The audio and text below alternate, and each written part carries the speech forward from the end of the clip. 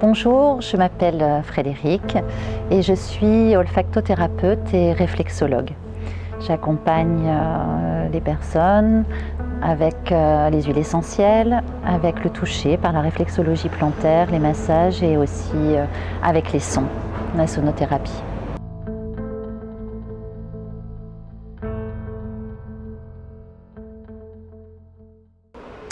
L'olfactothérapie, c'est l'utilisation des huiles essentielles, de leur odeur, de leur vibration, pour aller faire émerger des causes cachées de blocage ou de souffrance physique ou psychique qui encombrent et qui freinent dans le présent et permettent de les pacifier, de les transformer.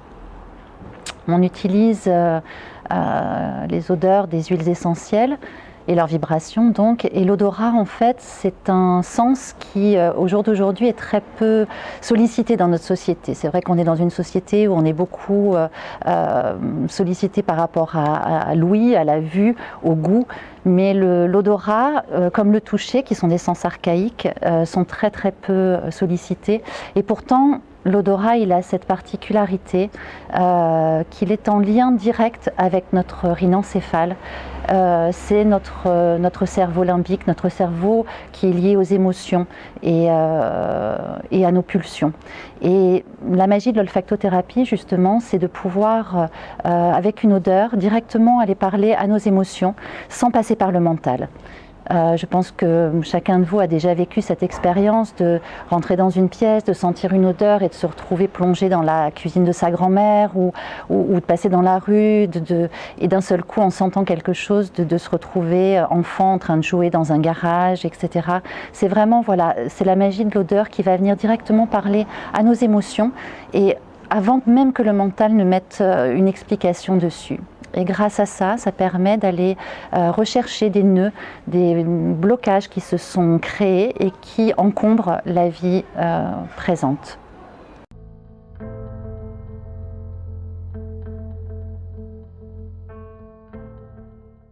On va donc utiliser en olfactothérapie les odeurs des huiles essentielles, mais aussi leurs vibrations. Chaque huile essentielle a une vibration qui lui est propre et celles que l'on va utiliser en olfactothérapie ont été choisies pour leurs vibrations qui sont en résonance avec nos différents chakras, avec nos différents étages de l'arbre de vie. Et chaque chakra étant lui-même relié à un archétype, à une question existentielle, ces huiles essentielles, par leurs vibrations, vont venir poser des questions, on pourrait dire, à chaque étage de notre arbre de vie. Nous sommes aussi vibrations, nos chakras vibrent à des fréquences différentes et nous avons une vibration qui est sans cesse en fluctuation en fonction de nos émotions, de ce que l'on a mangé, de comment on a dormi. Notre vibration change et l'huile essentielle va venir agir un petit peu comme un diapason, c'est-à-dire qu'elle va venir ramener à cet équilibre que l'on a peut-être perdu. Par exemple, dans le coffret de l'olfactothérapeute, les huiles essentielles qui vont être en vibration, en résonance avec le chakra du cœur, avec le 4e chakra, c'est la rose et le géranium. Et ces deux huiles essentielles vont venir en fait, voilà, poser la question à la personne de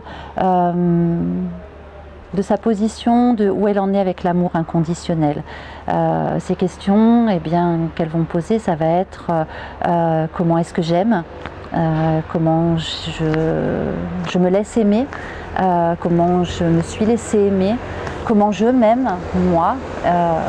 Voilà les questions que vont poser en fait chaque huile essentielle à chaque étage de notre arbre de vie et comment la vibration va venir en résonance avec ces questions.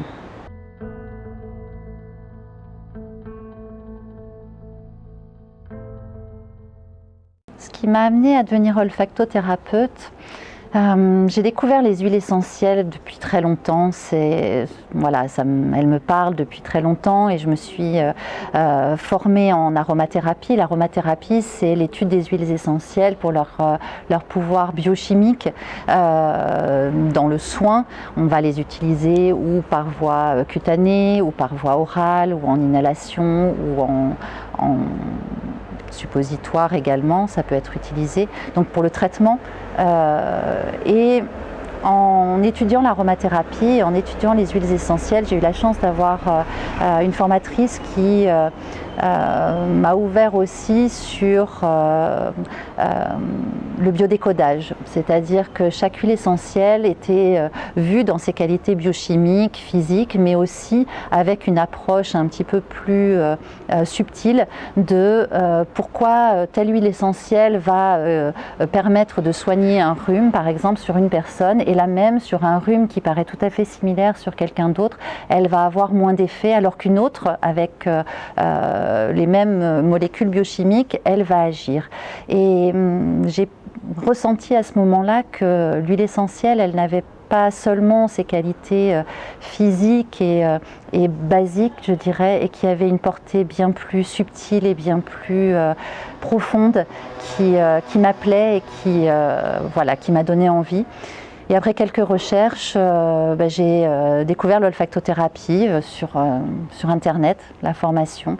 J'ai mis un petit moment avant de me décider, mais plusieurs fois en fait c'est revenu à moi et c'était il y a eu un moment où je me suis dit bon, c'est maintenant. Et voilà comment je suis arrivée à la découverte des huiles essentielles sous un autre regard.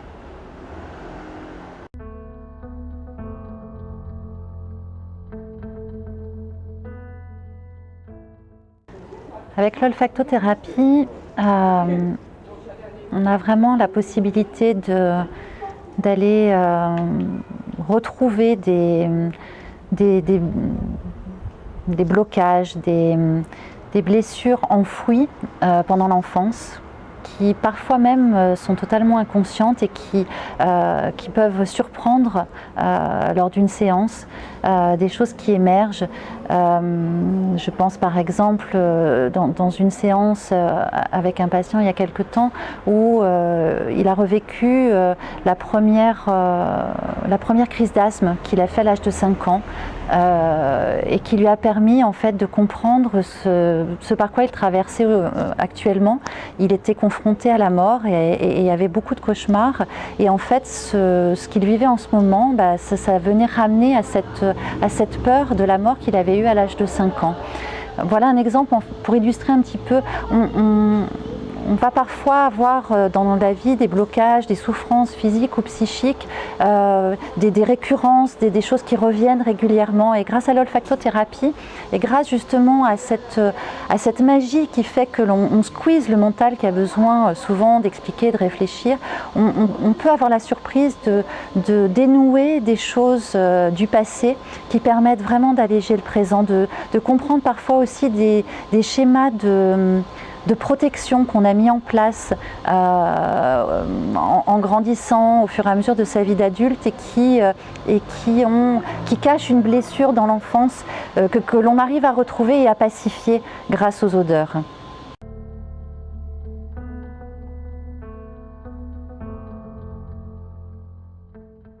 Alors, il n'y a pas de règle, bien entendu, mais en fait, l'olfactothérapie, ça va permettre d'aider bien sûr dans le quotidien et ça peut aider dès la première séance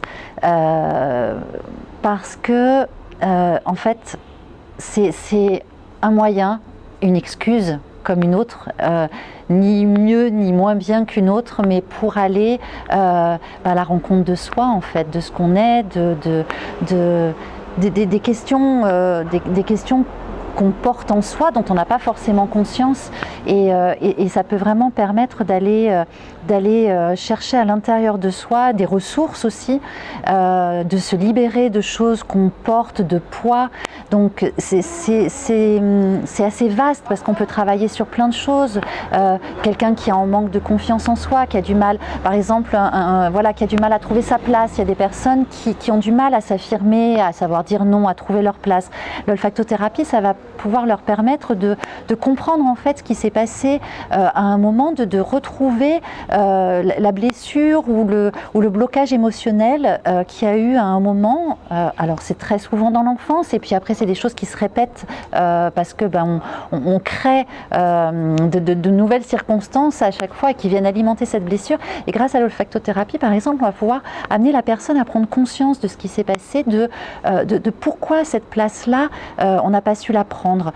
Pourquoi est-ce que voilà, alors ça va être par exemple si je dis non, eh bien j'ai peur de ne pas être aimée, et si je suis pas aimée, je suis rejetée, et ça ramène à cette peur existentielle, de la peur de l'abandon et jusqu'à la peur de la mort par exemple.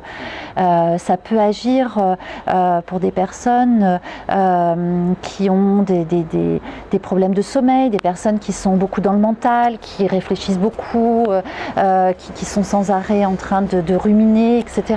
Ça peut permettre de comprendre en fait pareil. En fait, ça permet d'explorer à l'intérieur de soi nos schémas, nos façons d'être, et ça permet vraiment d'amener un nouveau regard sur soi et sur les autres et sur la vie en général. Donc oui, ça change. Et c'est une thérapie brève, c'est pas l'olfactothérapie, c'est pas quelque chose qui est comme certaines psychothérapies qui peuvent durer pendant 10 ans. C'est vraiment une thérapie qui va se faire allez, peut-être une année maximum, mais c'est difficile de dire parce que parfois en une séance on arrive vraiment à débloquer quelque chose extraordinaire. Parfois il va falloir 2-3 séances. On peut utiliser aussi l'olfactothérapie, ça fonctionne très très bien pour les problèmes de dépendance alimentaire, alors en accompagnement d'un traitement, etc. Les dépendances pour la cigarette aussi.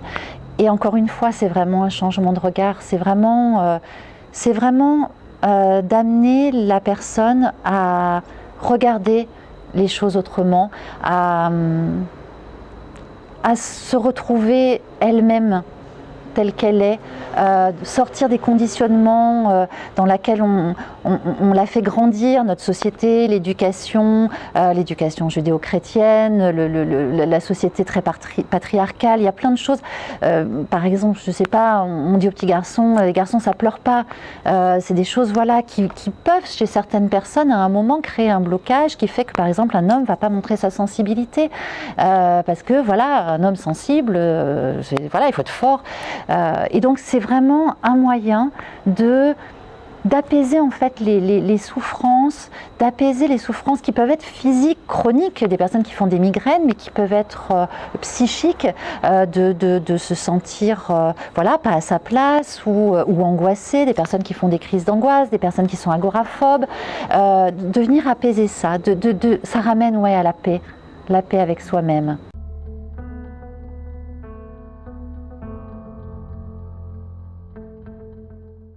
C'est une méthode qui va permettre de mieux se connaître et d'être plus en accord avec son soi, avec un grand S, et là on s'approche de l'âme, parce que c'est vraiment une méthode qui va permettre de venir voir et de venir écouter nos besoins et nos valeurs profondes, au-delà de tout ce qu'on nous a dit qu'il ne fallait pas faire ou qui n'est pas bienséant de faire aussi, parce qu'il y a toute la bienséance. Non, on ne coupe pas la parole, non, on ne dit pas ça, ça ne se fait pas. Et en fait, c'est un moyen qui va permettre de revenir à soi et de s'aimer soi-même. En fait, c'est vraiment ça. Et donc, quand on s'aime soi-même, on a confiance en soi, on a la foi en soi. Et une fois qu'on s'aime soi-même, on est capable d'aimer les autres et d'aimer le monde. Et on arrive à toucher cette grâce-là de ce sentiment de paix, d'unité. On est très conditionné dès l'enfance par nos parents, par l'éducation, on est conditionné par la société, on est conditionné. Il y a beaucoup aussi, c'est vrai que les médias ils jouent aussi beaucoup sur la peur. Et pour moi, je suis convaincue qu'il n'y a que deux options, c'est ou la peur ou l'amour. Et c'est vrai que les médias, notre société, on est beaucoup conditionné dans cette peur-là. Et revenir à soi, c'est retrouver cet amour et retrouver cette confiance. Et c'est lâcher justement toutes ces peurs.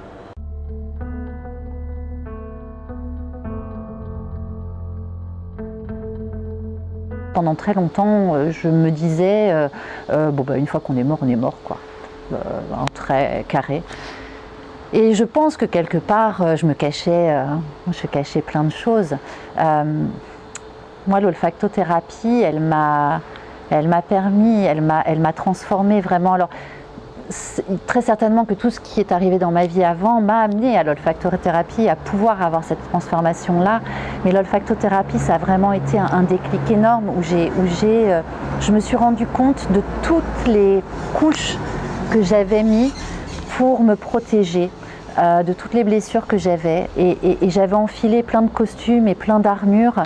Et je me protégeais comme ça, mais à tel point, c'est que j'avais oublié que j'avais enfilé tous ces costumes et toutes ces armures, quoi. Et je criais haut et fort, mais moi je suis une nana, j'ai besoin de personne, quoi. Je suis indépendante, je peux tout faire toute seule. Sauf qu'en fait, l'olfacto, j'ai commencé à enlever quelques couches en le voulant bien, et puis parfois l'olfacto m'a secouée aussi parce qu'elle est venue me montrer que je cachais derrière tout ça des trouilles terribles, et que je cachais aussi derrière tout ça des croyances, et que on est mort et après plus rien. C'était une façon quelque part, je pense, de rassurer des peurs que j'avais, parce que ce qu'on me présentait, ça me correspondait pas vraiment. Et l'olfacto, ça m'a vraiment permis de me redécouvrir. C'était une aventure vers moi, un chemin magique et extraordinaire.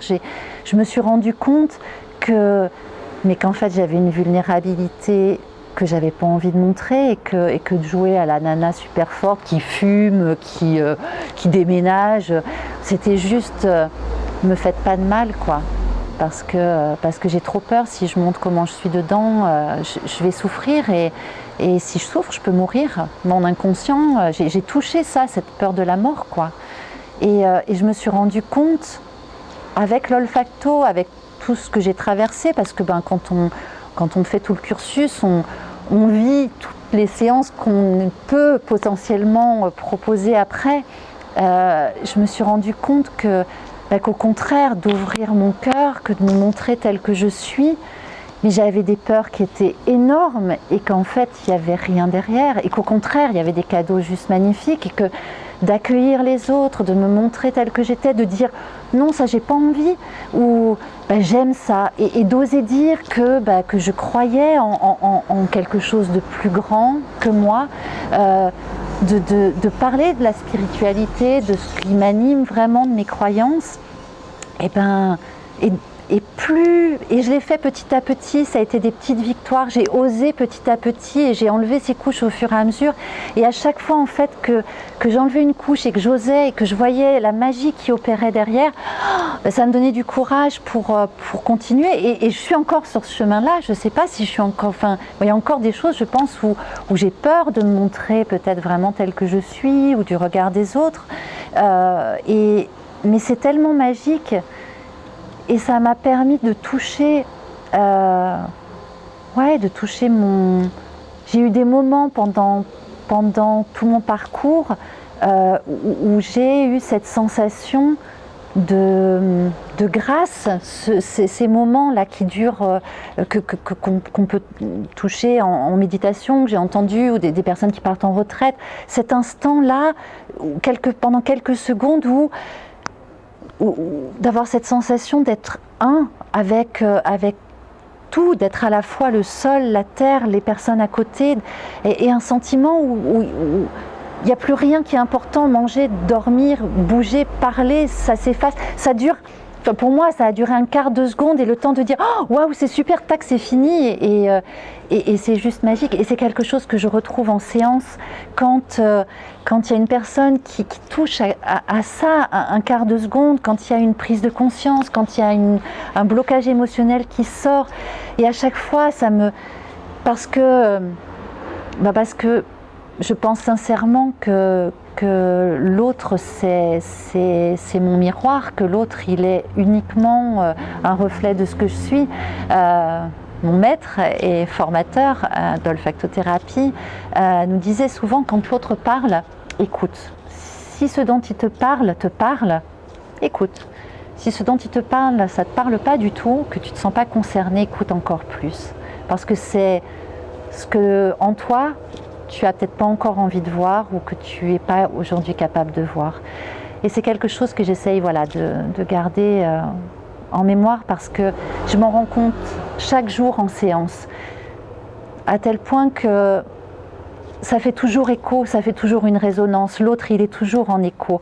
Et c'est là que la magie, elle opère. C'est là qu'il se passe quelque chose de magique dans l'échange, au-delà de l'odeur, au-delà de... Ouais, on est dans quelque chose d'encore plus subtil et on touche... ouais, c'est un peu comme si on se parlait d'âme à âme.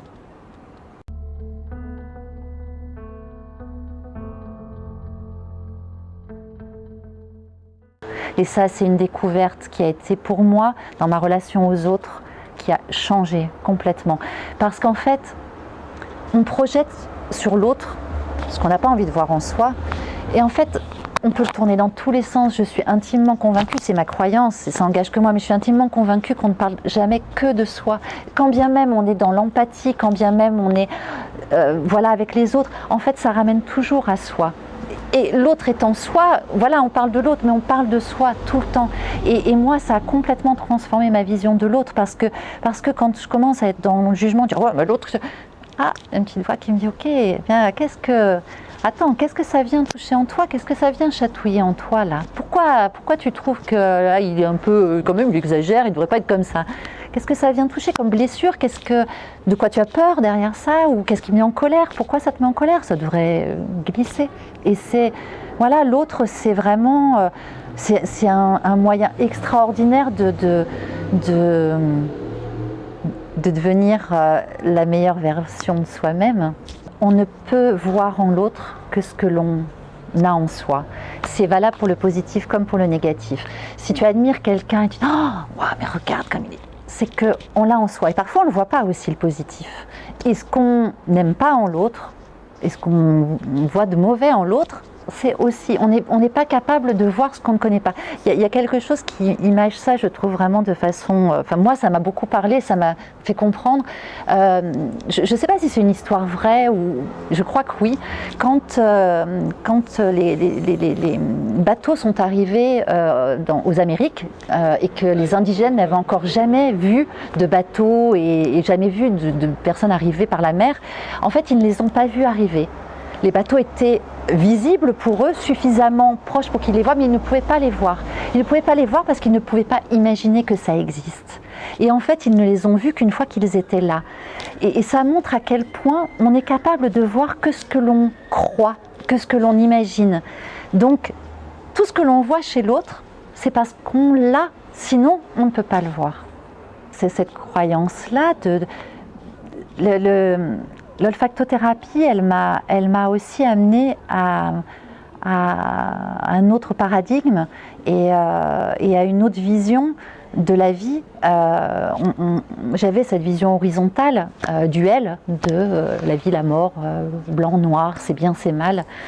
Et grâce à l'olfactothérapie, j'ai pu toucher du doigt la non-dualité et ça a été pour moi quelque chose de...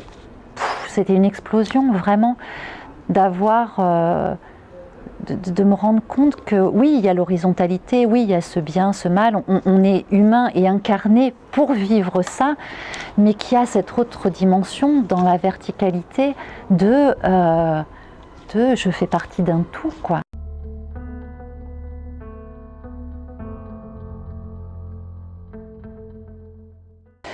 Est-ce que l'olfactothérapie peut permettre de prendre conscience de son âme?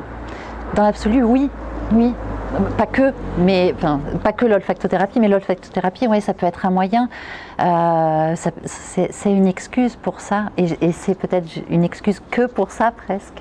Et oui, après, je ne peux pas dire venez faire une séance d'olfactothérapie et vous allez toucher votre âme parce qu'il y a plein de choses qui rentrent en jeu, parce que c'est tout un cheminement, parce que il me vient à l'esprit que quand l'élève est prêt, le maître apparaît, et je pense que c'est un petit peu ça. En tous les cas, je pense que c'est un super moyen d'aller à la recherche de ça en tous les cas, ouais. Et d'écouter vraiment, ouais. Je pense que pour des personnes qui sont très cartésiennes, c'est un peu le même principe. Tu ne peux voir que ce que tu crois. Et donc quelqu'un qui vient en séance d'olfactothérapie et qui est convaincu que non, les odeurs ça fera rien, j'allais dire il y a peu de chance. Après parfois il y a cette surprise là et c'est pour ça qu'il n'y a pas de choses vraiment complètement établies parce que parfois oui il y a de la magie et j'ai vu des personnes venir un peu peut-être en dilettante et être surpris. Je pense à une personne en particulier où donc avec une sniffette donc on trempe en fait les huiles essentielles sur une petite touche à sentir, une sniffette, donc avec la rose, elle était imprégnée de rose et on était dans une démarche, dans un protocole où je l'amenais à prendre conscience de son identité spirituelle en fait, donc de savoir voilà quelle était, donc il y avait tout un cheminement, hein, mais de quelle était voilà ce qu'était pour elle sa spiritualité, où elle plaçait sa spiritualité, où elle en était de ça. Et donc elle était avec l'odeur de la rose et il y a tout un cheminement qui se fait où la personne est debout en fait et où elle avance et donc il y a toute une symbolique derrière et arrivé à ce point-là, je la fais se retourner et en fait dans l'imagerie, je la fais redescendre dans le matériel avec ce qu'elle a touché du doigt au niveau spirituel. Et tant qu'elle était tournée de ce côté-là avec la première question que je lui ai posée, l'odeur de la rose, elle l'aimait, donc elle l'a trouvée agréable. Et au moment où je lui ai posé une autre question, où je l'ai faite se retourner, l'odeur est devenue terrible, elle lui donnait la nausée. Et j'ai vu sur son visage la stupéfaction et elle n'en revenait pas en fait. Et là, je pense que son côté cartésien, il a volé en éclats. Donc oui, ça peut arriver. On peut avoir de belles surprises. Maintenant, quoi qu'il arrive, je pense que ce sont des petites graines que l'on plante et qui, peut-être pas là, peut-être plus tard, je pense que c'est un super moyen pour y accéder. C'est pas une garantie, mais c'est un super moyen. Mais en tous les cas, ce sont des petites graines qui se plantent et qui un jour ou l'autre, selon comment on les arrose et comment on les nourrit, viendront à germer, à fleurir, à faire une forêt tropicale.